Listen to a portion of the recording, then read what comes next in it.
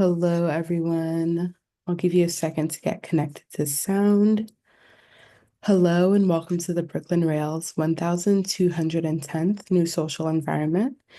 I'm Magley, a programs associate here at the Rail, and I have the pleasure and privilege of being your MC today for a conversation featuring DonChristian Jones and Seta Morton. And now I'll introduce today's guest and host. DonChristian Jones is a postdisciplinary artist whose practice blurs the boundaries between visual art, music, performance, and social intervention. Working across media and modes, his work engages architecture, community, and futurity, often emerging from spaces shaped by surveillance, abandonment, or resistance. Raised in Philadelphia and based in New York, DonChristian's early years painting inside Rikers Island and other carceral institutions ground his work in both aesthetic experimentation and civic urgency. In 2020, he founded Public Assistance, Inc., a radical mutual aid network and community design studio that reimagines urban space as a site of liberation, care, and creative infrastructure. And our host today, Seta Morton, is an interdisciplinary curator, performance producer, writer, editor, and dance artist based in Lenape-Hoking. She is the program director and associate curator at Dance Space Project and has served as a managing editor for over a dozen online journal issues and print publications to date at Dance Space. Independently, Seta has guest curated for Pageant and curated a solo exhibition of glass sculptures by artist Eve B. Golden for the Feminist Center for Creative Work. Her work has been published with Dance Space Project, Gibney Journal, the Feminist Center for Creative Work, Co-Conspirator Press, Villa Albertine, and Bomb Magazine. And with that, I will pass it over to Seta to get us started. Thank you, Magley, Brooklyn Rail, and DonChristian. I'm really excited to be having this conversation today. Hi, Don. Hello, Seta. Thank you for having me. This is amazing. I wonder, we are here on the occasion of your exhibition at MoMA PS1. That's open, I think, closes at April 28th. Is that true? That's right. We've got 10 more days of the sumptuous discovery of Gotham a Go-Go. And it's just such a gorgeous title. We started talking about this yesterday, and I wonder if that's a good place to start. I'm wondering what Gotham means to you. I got to talk a little about this last night with the Black Arts Council. They came to visit from MoMA, and I think my original, ideas or inspo for Gotham was just having experienced it in literary history and film history as this like overlaid um, fictional kind of absurdist and surreal version of New York City or many American metropolitan spaces. And I think so much of the aesthetics um, of Art Deco and noir and crime and detective genres really permeate my ideas of Gotham. So it felt like a really fun and easy um, multiverse to build off of. Yeah, I think yeah, it's just like Gotham just calls to this like very mythical idea of New York City to me. And it is this like speculative fiction as you're talking about, and then of course like Batman and this idea of this sort of like dark and veiled super heroics. Um, and the rest of the title too, sumptuous, it's just such a good word. I just want to talk about it. It's like this excessive glamour, shine, a luxuriousness, a fabulousness. Um, and then a go-go is like this idea of abundance also, but also calls to like something that I think is so key in this work as well, which is like, makes me think of the Supremes, and Motown and soul, R&B, and funk, which also, situates us in a very specific time and place. And stepping into the exhibition, you really are transported out of the museum context for sure, and into like what we were talking about. It could be a timeless space, but there's all these calls to very specific times and places that are also, you know, like maybe the 70s or the 90s in a very, but in a very American, and I would say Black American context as well. You know, it's funny because it's surely like this amalgamation of time, eras, decades. And when I actually look back to my first like inspo was actually Mark Twain, Hmm. and Pudd'nhead Wilson, even a little bit of like Poe. And I know that there's likely some like problematic past or histories that involve some of these men I'm talking about, but um, I kind of experienced them growing up. Like Pudd'nhead Wilson is one of my favorite books of all time. And I kind of experienced that writing as queer, Hmm. and sumptuous and really rich in language and in visuals and imagery. It felt sumptuous. Um, and so I think it actually like this like collision of times actually extends like that far back, like gilded era, East Coast, and like really enmeshing them all so much that it's like nonsensical and such that it becomes all sensible. Yeah. Yeah, there's something also about the space. It's really this convergence of and also like this contradiction almost of both private and public space, you know, um walking into the exhibition, like it could be a shop, it could be a showroom, um where nothing is for sale. It could be like a clubhouse of some kind. It has become your office. You're there right now behind your desk. Yes. Um, it is an exhibition space. It's also like a living room, and a home. And it's also very much like a library and an archive of of your work, and the work of your collaborators. Um, I wonder if you can talk a bit about this. It seems this fascination you have with sort of the interiority and interior spaces, and like spaces of use, and also private home spaces. Mm. I think I've developed a relationship to spatial design, particularly like interior spaces over the years and like kind of unbeknownst to me. Like I was doing it, but less intentionally, and less aware. Um, and it really goes back to like college and like designing space for like parties and concerts and wanting to make otherwise dilapidated or raw or abandoned or barren spaces feel warm or inviting for people, my peers and community. And we've surely been doing that with public assistance in these kind of um, these public facing storefronts, laundromats, dry cleaners, and then it's become a performance within these spaces and attempts at making them really generous performances.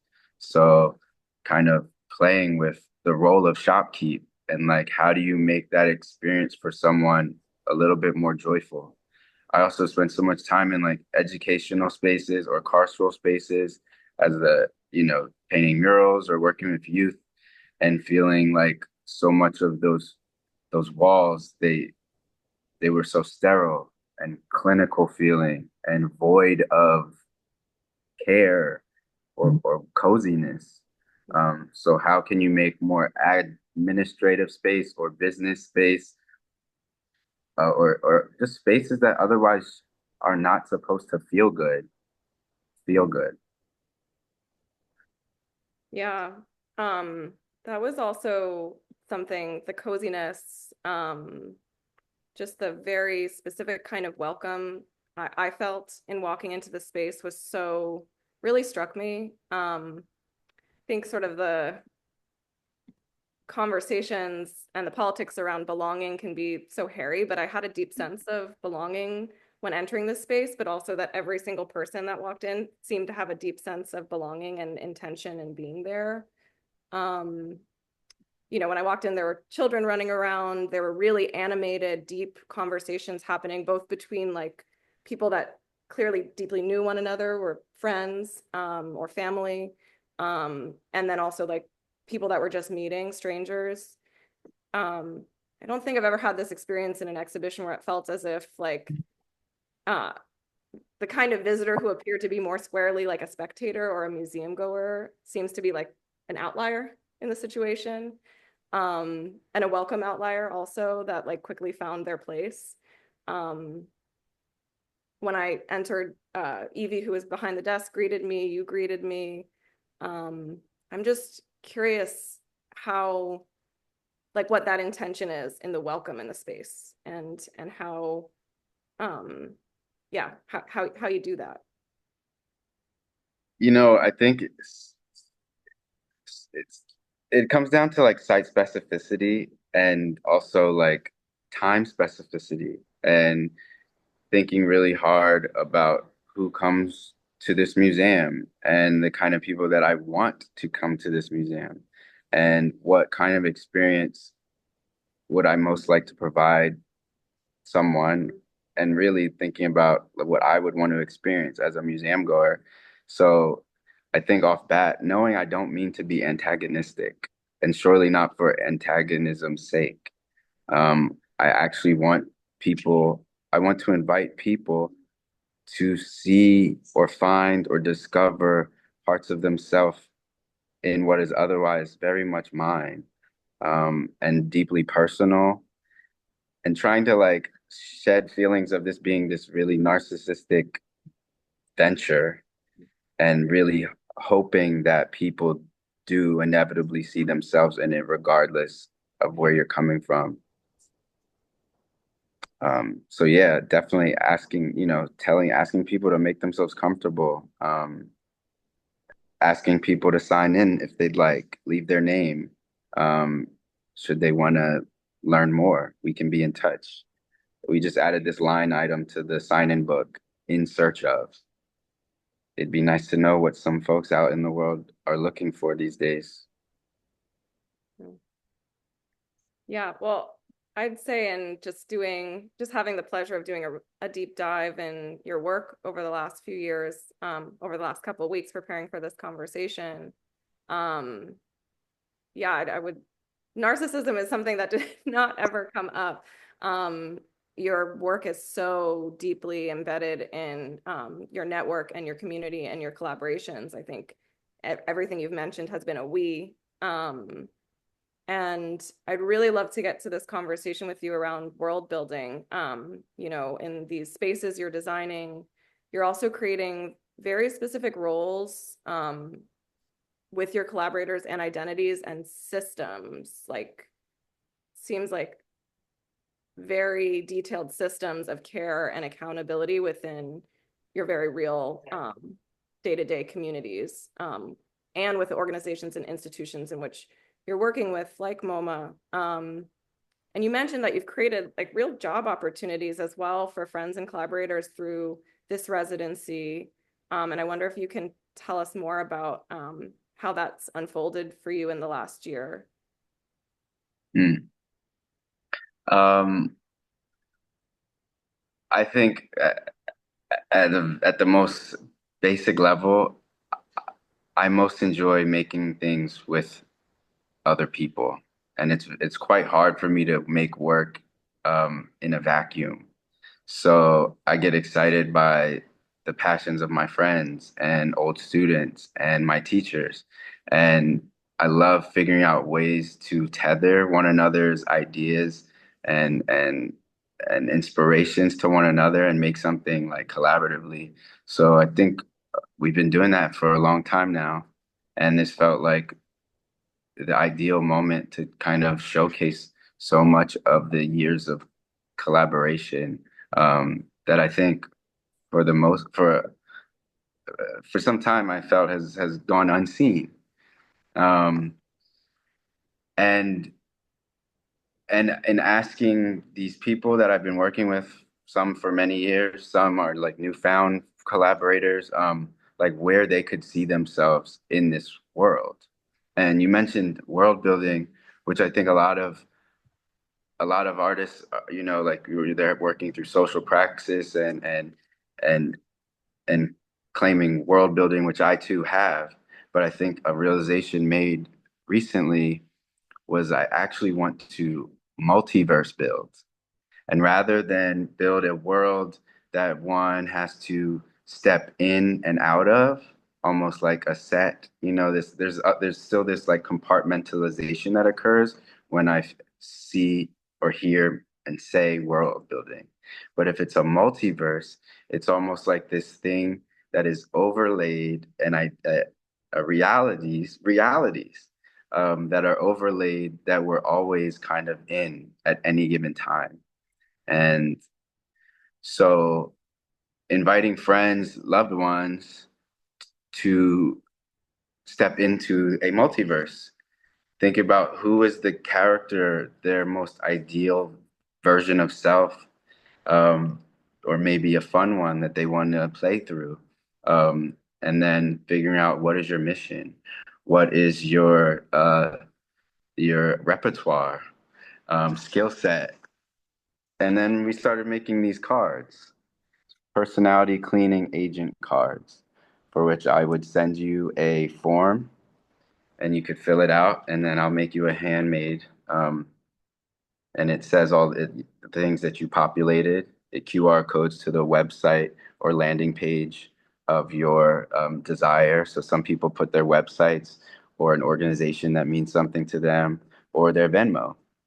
Um, and forms as a functional tool of mutual aid and network building, and just kind of reifies this otherwise fictional world.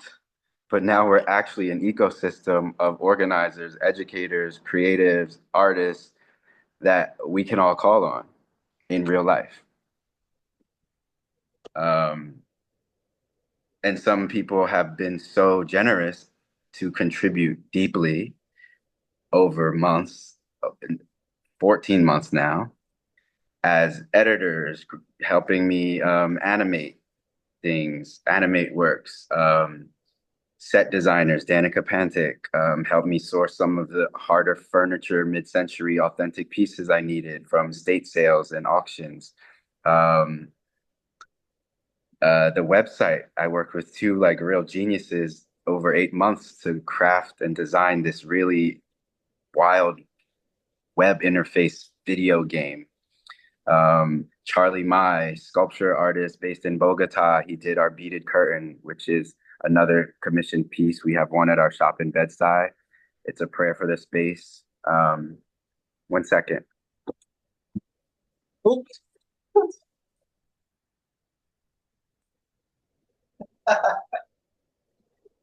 Almost fell there. And Charlie also made this beautiful hand-painted sculpture that is adorned in a custom public assistance kimono. And he's reading bell hooks all about love. So there's like a lot of hands in this room, a lot of like deep crafted work that is resonant because they're people that I love and love me back. Yeah, it's really incredible how expansive this project is, and I'm feeling like maybe we should outline a bit of like some of the nodes, some of the aspects of this project. Of course, there's the exhibition itself. We'll talk more deeply about your work with public assistance, and maybe how that relates to personality cleaners as well, because I have questions around that. But I wonder if actually we could back up a little and you can tell us a bit about, all this has been made possible, and some of this has been made possible through the Adobe Creative Residency, which you are I believe the inaugural 2024 resident artist. And so I'm wondering if you can talk a bit about what that resource has opened and allowed for you in your practice and your collaborations and with your collaborators over the last year leading up to the exhibition also. Or I mean, it's really been life changing. I've never had this much support, uh, capacity building, funding to enact or implement these projects, performances, installations, workshops. And it's felt really like really rooted in a social, like I really have extended myself. I like really to the boundaries of how many people I can engage with or like bring into the fold. Um, I worked hard to think about how I could redistribute and reallocate most of this resource, or like at least use it in ways that sustain or extend the shelf life of this project so that it's not just a blip of a work, but rather something that goes on to have ripple effects, that jobs are created, that projects are get off the ground and continue on beyond the residency, beyond the show.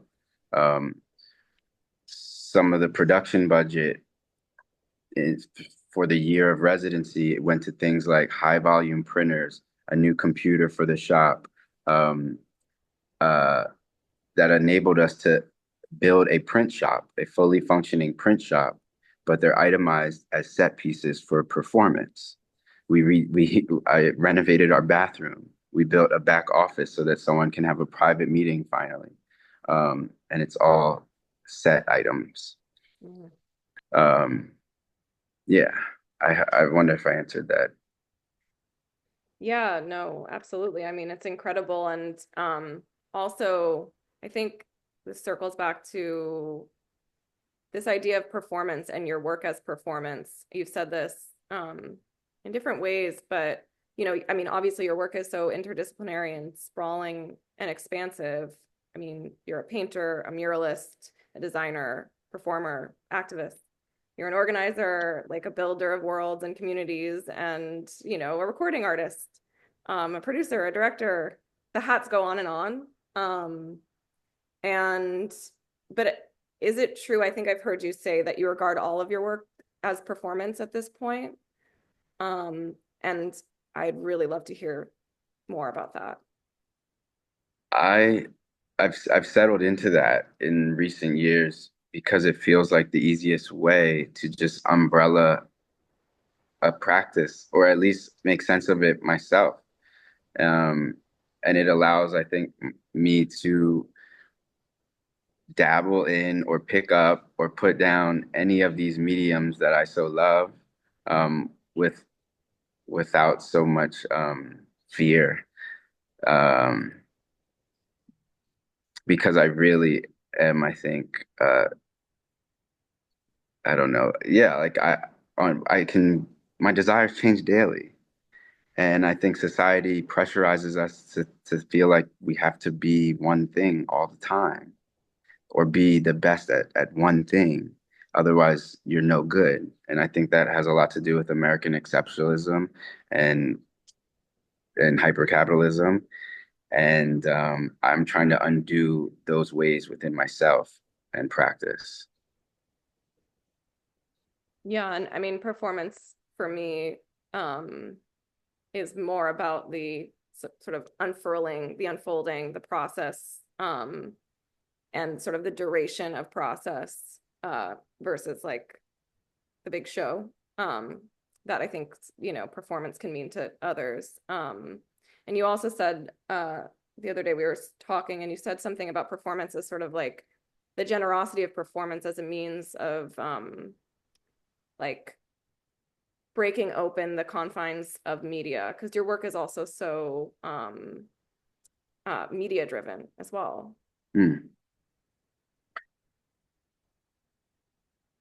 I love I love an improv life. I love adventure and I love what's unexpected and happy accidents and that and feelings of like magic in a bottle.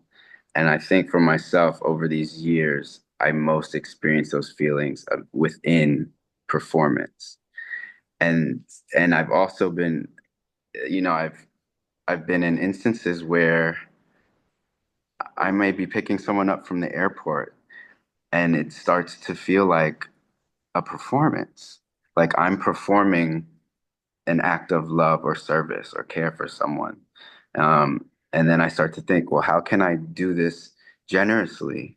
How can, when does it begin and when does it end? And then thinking like that, it's like I start to really get excited about performances that have no beginning or no end, or the edges are so blurred, or have no proscenium, or the audience sight line is wavering or in flux. It's in the round. Um, that is exciting performance for me. And I think I'm striving to really explode into new modes of performance. I love exposing the wings. I'm less interested in smoke and mirrors these days and the glamour of theater, and more so like cultivating these moments of like real lived felt performance that has generative and useful real world outcome. Mhm. Well, looking at the slides, I think this could be a great transition into talking a bit about the Gotham Ball that you threw only, I think, a couple weeks ago. I wonder if you can tell us about it, and maybe we can even look at some, I think we have some video as well that maybe we could all take a look if you'd like. Sure, that would be cool if you can play the video. Let's see.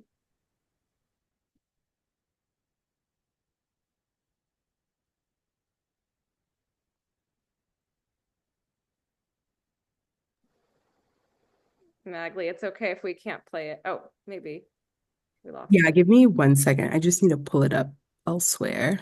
Okay, maybe in the meantime, Don, can you tell us a bit about who is involved and yeah, just a bit about it for us that weren't there. Totally. So when I moved to New York 14 years ago, I had little knowledge of ballroom. It has since, over the years, become an obsession. I have had so many students that are deeply embedded in the ballroom community, friends. So I'm really like, I feel very peripheral, but very much a supporter and avid watcher. So when I got the residency and we started conceiving of programs or activations for this like exhibition moment, um, it felt really obvious to throw a kiki ball. I think it would be remiss to put on this show and not refer back to ballroom. Um, Thinking about the New York ballroom scene, particularly the kiki scene, the youth, as being like the main underground kind of network resistance chosen familial system that I'm referring to when I'm thinking about Gotham and like these underbellies and underground networks of care that keep one another safe, that feed each other, that nourish each other, that drive culture. I would be remiss not to bring ballroom into this space. So I talked to some friends, Alex Mugler, who's been a friend over the years, um, Nisi Carter, Orichi, um, just about, how could we do this? I also didn't want this to be something like I'm like Don's throwing a ball. I also knew it couldn't be that. Um, so we brought Alex in to really like drive the project, bring in all of the important people that we wanted as judges, the houses that we wanted to honor, um, the people that we wanted to give flowers to. Um, and Alex is an icon, and it was very much a return for him. So it was so beautiful to work, and he brought in Naomi Stewart, um, Naomi Balenciaga, and Ivy Mugler. So it was really the four of us that worked for 4 or 5 months on the categories, on designing the trophies, all the language, the promo material, commercials, photo shoots, because these things are so, uh, and it was so new to me, the the details, the level of details that go into throwing a ball. You know, some are often planned a year, if not more, in advance. So that was one of our biggest feats. It was almost 500 people, I think, in the building, houses, practicing in the hallways, getting ready in the bathroom. They took over the entire museum. The building was shaking. It was so joyous. I've never seen anything like it actually in the confines of institution. And I could only have done this with those people as partners, and the faces of it.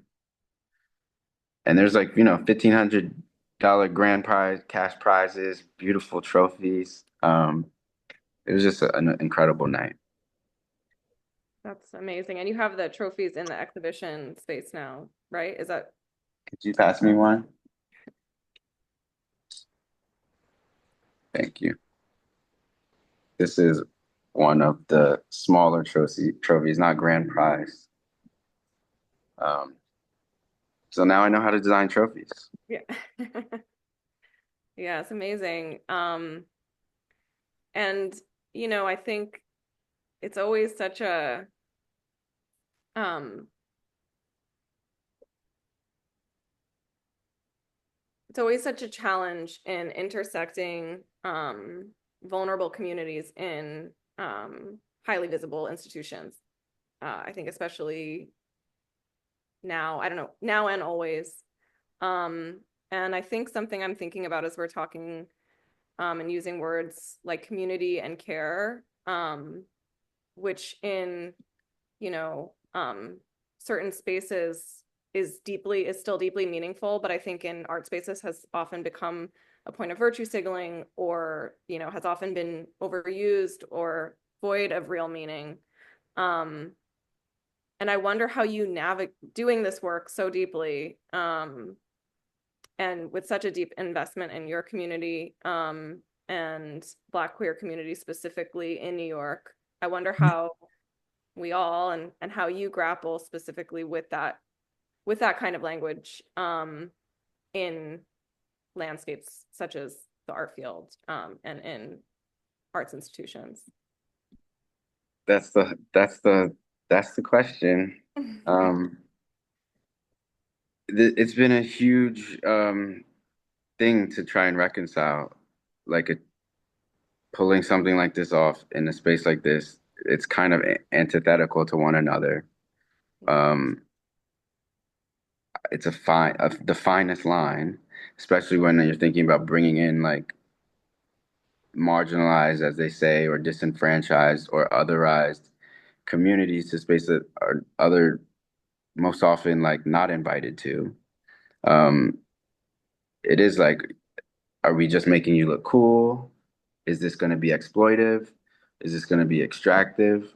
And then thinking really hard at pathways to protecting, um, and these people having agency over its design, over its how it's implemented, their storytelling, how they're depicted, recorded.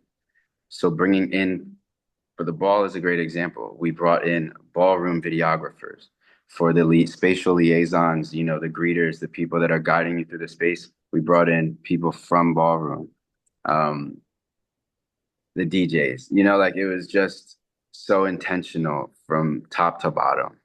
Hmm. Um, and then as it goes for like words like community and activism, it's been really hard to identify or resonate with those words as I've bared witness to like this flux of how they're used and perceived, and how 7 years ago no one wanted to look at my work because it was called community work. And then for 2 years, 2020, 21, all eyes on us because we're doing mutual aid. And Then 2 years later, it all fizzles away, and now they're pulling funding. I don't need to be called an activist. I don't need to be called an organizer. I've also bared the brunt of that. I don't want to be on any blacklist or no-fly list or whatever blacked out list I might already be on. I just want to make stuff with my friends. And will know its impact. I don't need it to be, the metrics for none other than us. Mhm. Um, yeah. And I don't want my community to feel like they have to be martyrs um, in that way or live like depraved lives because that's what I see happen to the people that the world puts the title of activist and organizer onto. Mhm. Yeah, thank you. I wonder if we can move to the slides of Swing Bada Bada, and maybe you can tell us about that program as well, and continuing this conversation. Swing Battle Battle was last weekend. It was one of the best nights of my life. I am still on a cloud, but the ball too. I am still on the clouds of those events. Swing Bada Bada was unlocking for me, I think, with regard to improv and performance. I invited my friends Martine Gutierrez, Shanika McIntosh, Morgan Bassakis, all who have um, performance practices but are widely different from one another.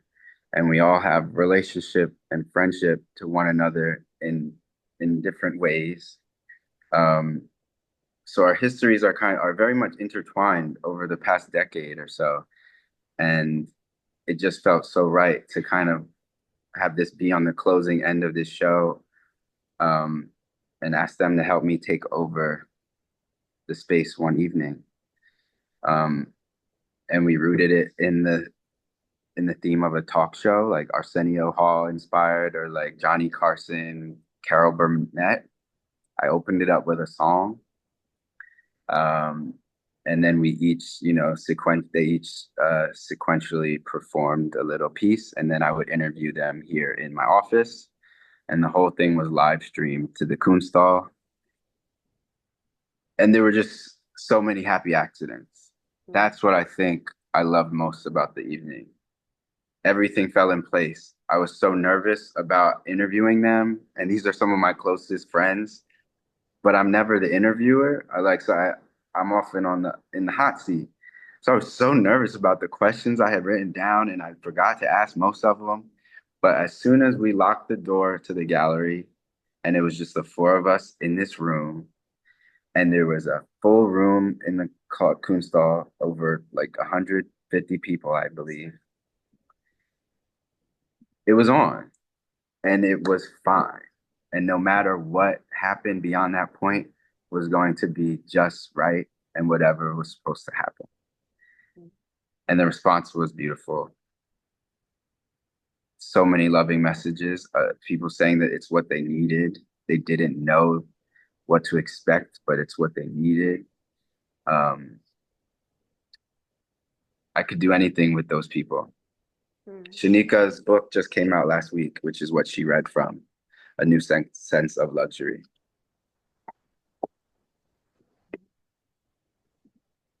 Amazing. Um, and you also held lots of conversation and interviews in the space over the course of the exhibition programs and events. We've had a conversation with longtime collaborator Eiko Otake. And also, I'd love to hear more too from you about the work with the Lower East Side Girls Club, and the Frequency Garden radio show, as a part of this residency. Sure. So some of these activations that have occurred in the gallery or across this exhibition were piloted at the public assistance personality cleaner shop the past year.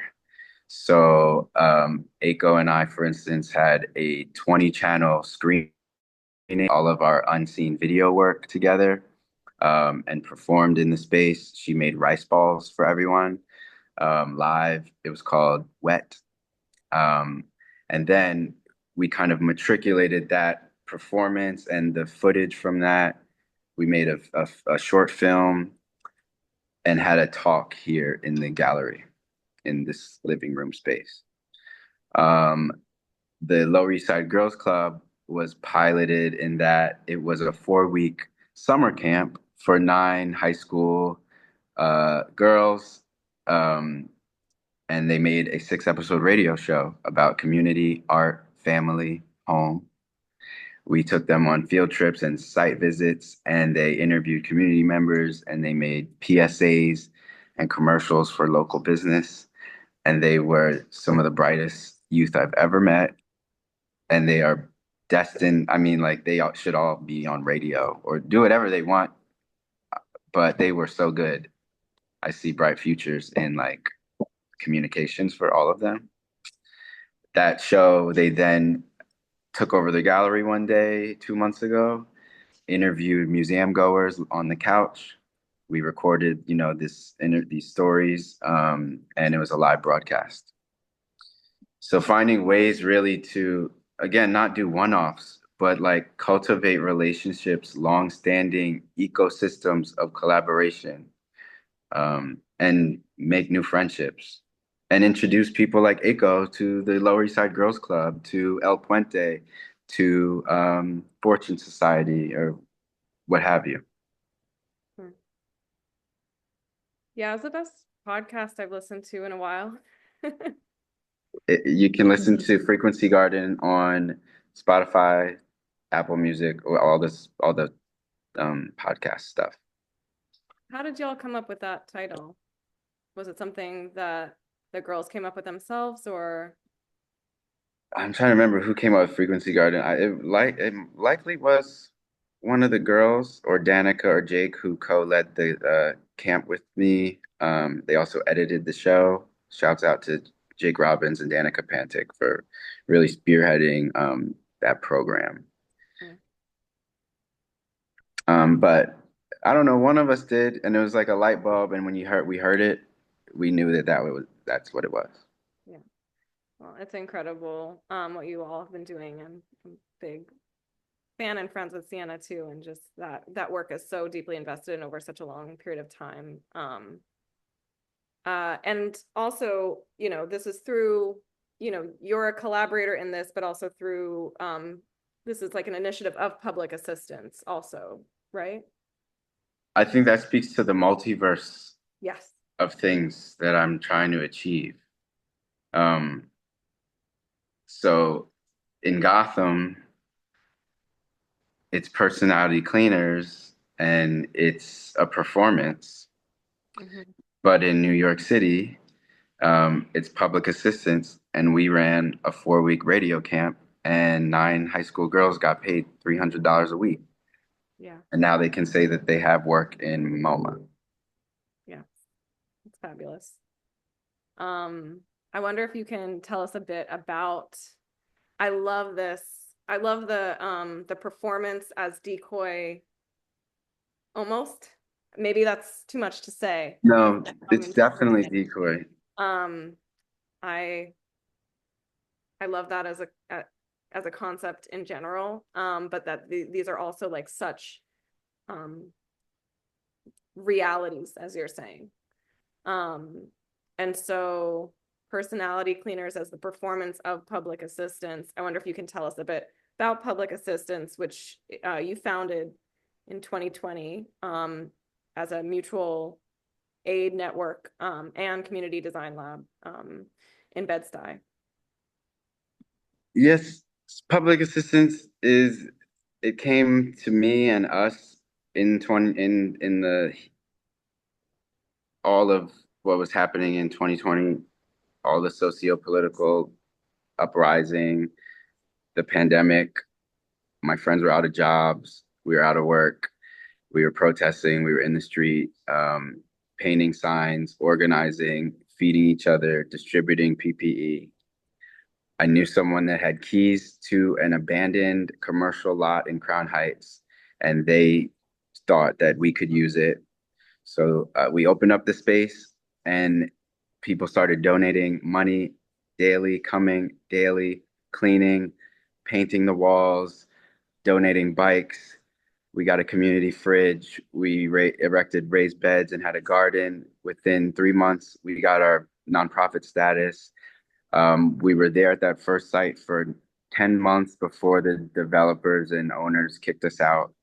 But we revitalized this like 6,000 square foot corner, um, instituted a summer youth mural program that we've done 3 years of, um, a bike refurbish and repair program, distributing out over 80 bikes, prioritizing women of color.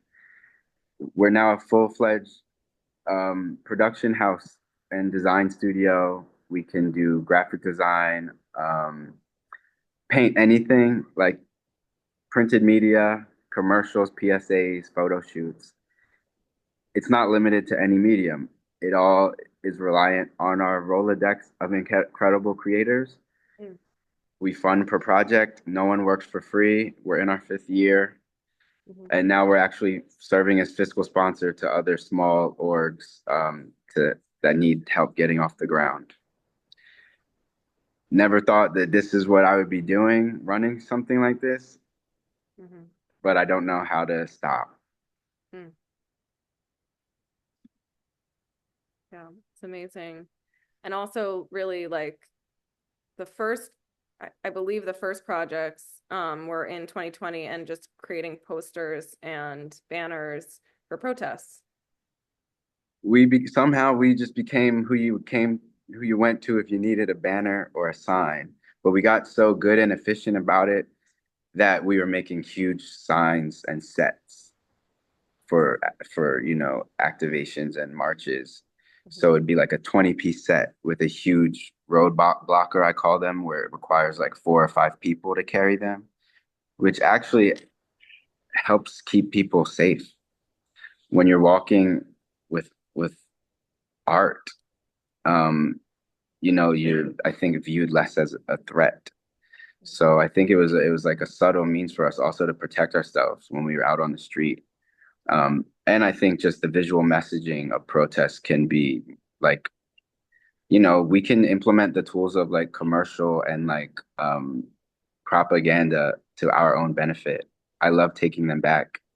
Um, so like we kind of branded in a way such that we were hyper visible and you knew how to find us. Yeah, right. That idea of like sort of the artwork as like a protective shield is also like very related to me to this idea of, like yeah, the art object or the performance as sort of decoy um to like what's the real work that's happening. It's just another refraction of that value or practice that you have. It's really You said it, not me, but yeah, I I just love a decoy. I love a shell company. love it. I love a business front. Hmm. Yeah. I wonder, we have so much. I'm sorry, I'm jumping all over the place. I just feel like we have so much to cover, and we have about 10 minutes left before we're going to open up to questions from the audience here. But I wonder if you want to talk a bit about also some of your other like uh, performance works for the stage.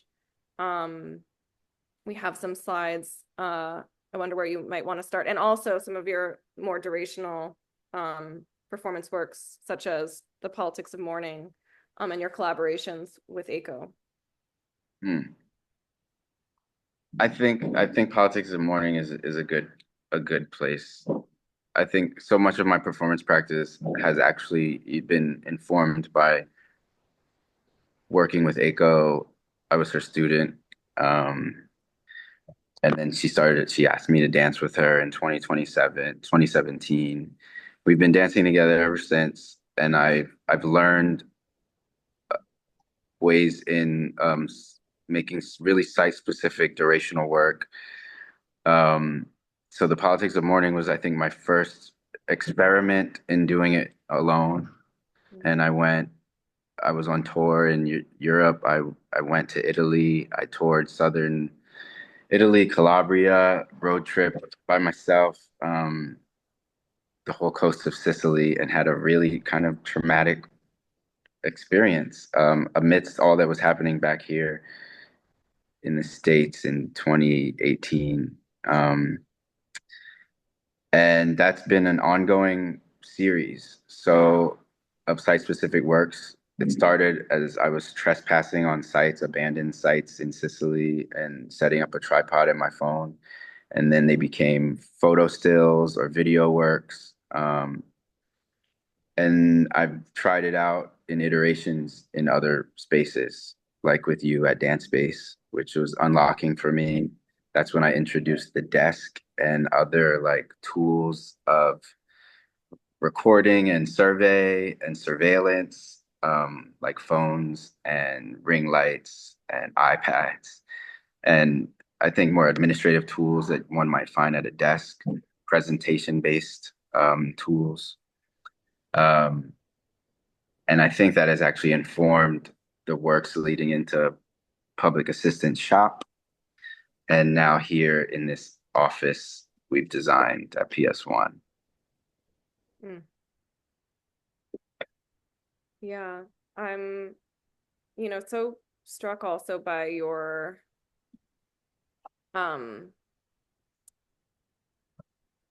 I feel very interrelated to me, sort of your collaborations with Eiko and the politics of mourning. I mean, for obvious reasons, if anybody knows Eiko Otake's work.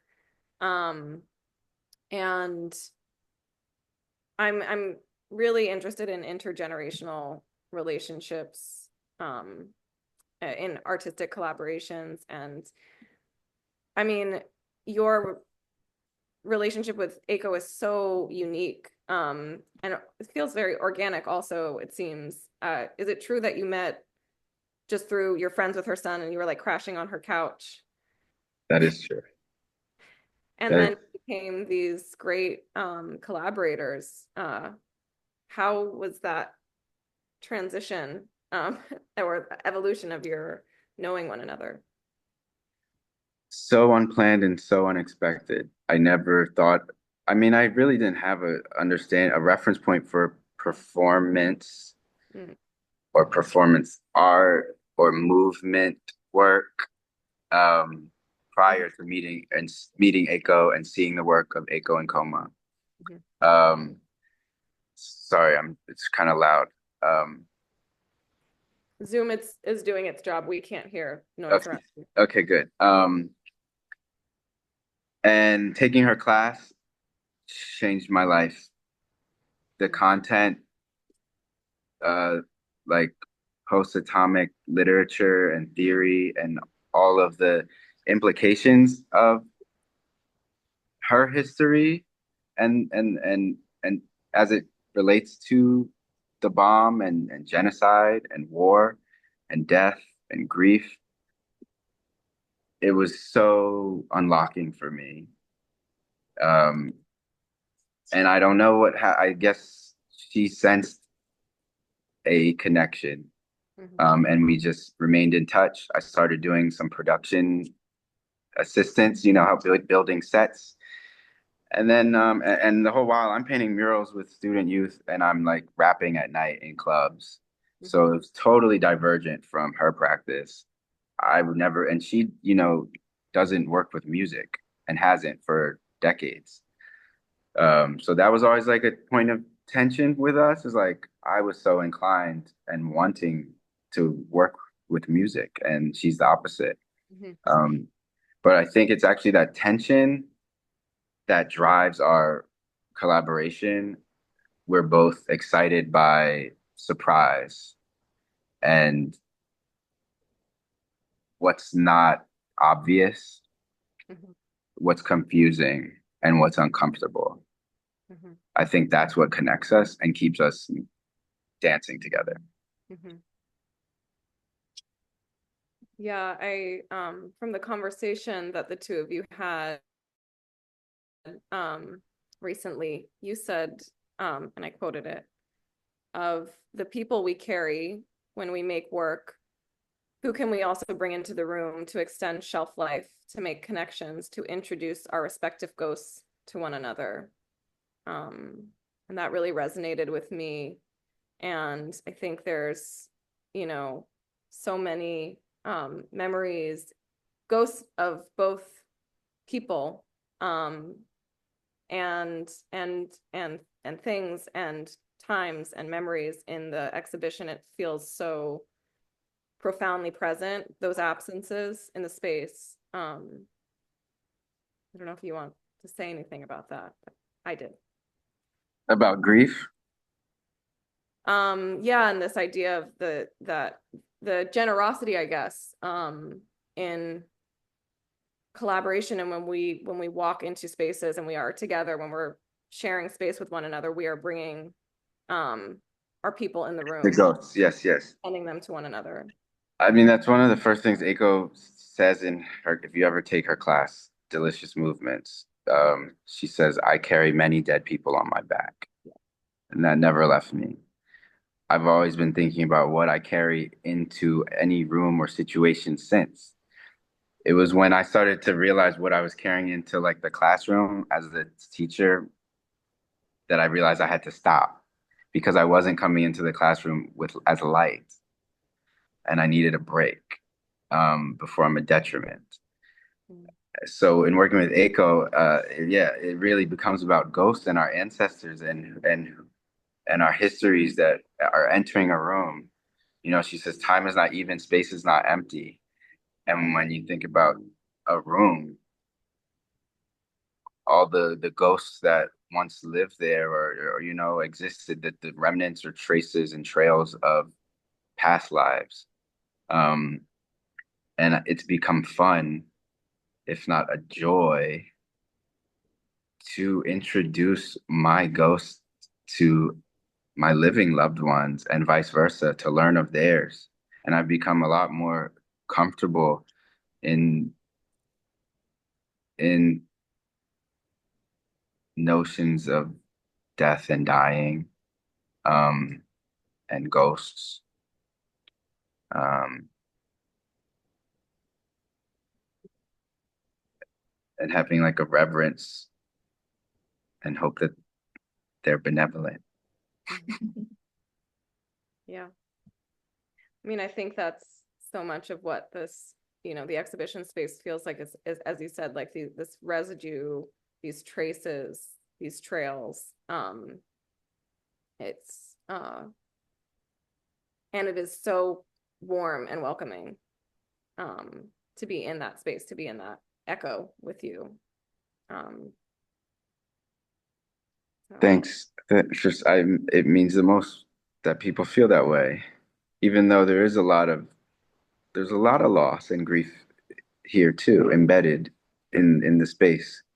It's been my own process, surely, of grieving durationally, Mhm. and they say it's unending, Mhm. but somehow it still feels good for me, and I really hope for others. Well, thank you so much. I think that's a beautiful place for us to close, and yeah, thank you so much, Don. Thank you, Seta. Thank you both so, so much. This was such a wonderful conversation. We have a few audience questions. The first is from an anonymous audience member who is wondering, what's some advice that you've received early in your path that lives with you today?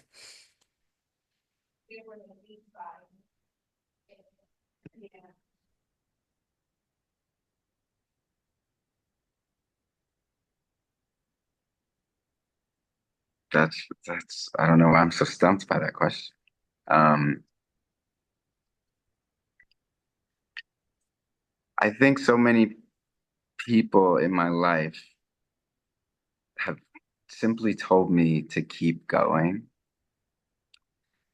And have made me feel like, should I fall, they'll catch me. And that's a privilege, I'm sure. I don't know how many other people can say that. I hope it is my goal that everyone I know and love feel the same way. And it's the only reason I've made it thus far. Thank you for that beautiful answer. The next question is also from an anonymous audience member.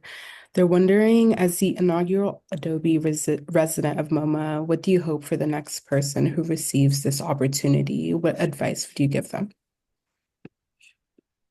I I hope it's someone that loves people. I hope it's someone that is comfortable being uncomfortable and willing and ready to like run far and wide and and ask for everything. Actually, because I think that's something I've been learning too, is like the worst someone can tell you is no. I used to have so much fear around rejection or being told no, but I think it's okay to ask. And often, especially in an opportunity like this, there's more than what you might think available. Thank you. And then the last audience member question is, who would you like to collaborate with who you haven't yet? Mm.